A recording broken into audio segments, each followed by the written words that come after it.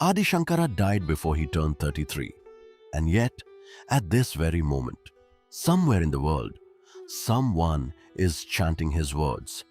Not because they know his name, because his words never needed his name. By the age of 8, Shankara had already renounced everything, home, family, comfort, to become a wandering monk. He was still, in every practical sense, a child. He found his teacher, Govinda Bhagavatpada, meditating in a cave beside the Narmada river. The old sage looked up at the small boy standing before him and asked a single question. "Who are you?" Shankara answered, not with his name, not with his lineage, but with 6 spontaneous verses. "I am not the mind, not the intellect, not the ego, not the memory. I am not the body, not the senses, not even the breath. I am Shiva, I am Shiva, pure, changeless bliss."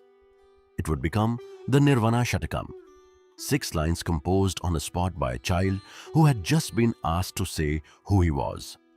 Govinda Bhagavatpada sent him out to teach. In the years that followed, teenage Shankara did something almost unbelievable. He wrote commentaries on the Brahma Sutras, the Bhagavad Gita, and 10 of the principal Upanishads, laying down the entire intellectual architecture of Advaita Vedanta before most people his age had finished growing up. He also wrote a shorter, more personal guide for anyone trying to walk the path themselves. The Vivekachudamani, the Crest Jewel of discrimination. Its core teaching boiled down: you are not this body you cling to, not this world you chase. Learn to tell what is real from what only feels real, and freedom follows. But Shankara wasn't only a logician. In the streets of Varanasi, he once passed an old dying scholar, still hunched over his Sanskrit grammar textbook, still drilling verb conjugations with his last breaths. Shankara stopped and said what became one of his most famous lines: "Bhaja Govindam." Worship the divine, you fool. Your grammar rules will not save you when death comes knocking. It is still sung today, exactly as blunt as the day he said it.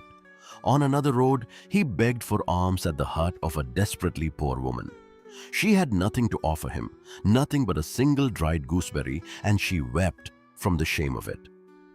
Moved, Shankara composed the Kanakadhara Stotram, a hymn to the goddess Lakshmi, on the spot. As he spoke the final verse, gold gooseberries are said to have rained down over her house. The hymn is still recited today by people praying for exactly what she once lacked. High in the Himalayas near Kailash, Shankara is said to have received the opening verses of a new hymn directly from Shiva himself. Verses so powerful they were never meant to leave the mountain. Shankara completed it anyway. The result, Soundarya Lahari, Waves of Beauty, is a hymn to the goddess so mystical, so charged with tantric symbolism, that it reveals a side of Shankara most people never learn about. Not just a cold logician, but a poet of the divine feminine. He also wrote the Dakshinamurthy Stotram, a hymn to Shiva as the silent teacher, a young god instructing ancient sages who were far older than him, using no words at all. The deepest truth, Shankara believed, could only be pointed at, never fully spoken. Before he died, Shankara made one final move. Hinduism at the time was fractured into 6 rival sects. Worshippers of Shiva, Vishnu, the goddess Shakti, the sun god Surya, Ganesha, and Skanda, each certain the others were wrong.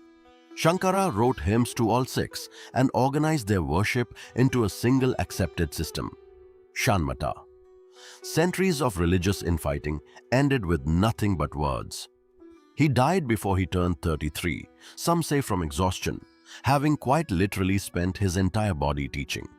But his words did not stop moving. The Nirvana Shatakam is still chanted in ashrams and yoga studios on every continent. Bhaja Govindam is still taught to Sanskrit students. The Soundarya Lahari is still recited by devotees who have never heard the story of the mountain. A boy was once asked who he was.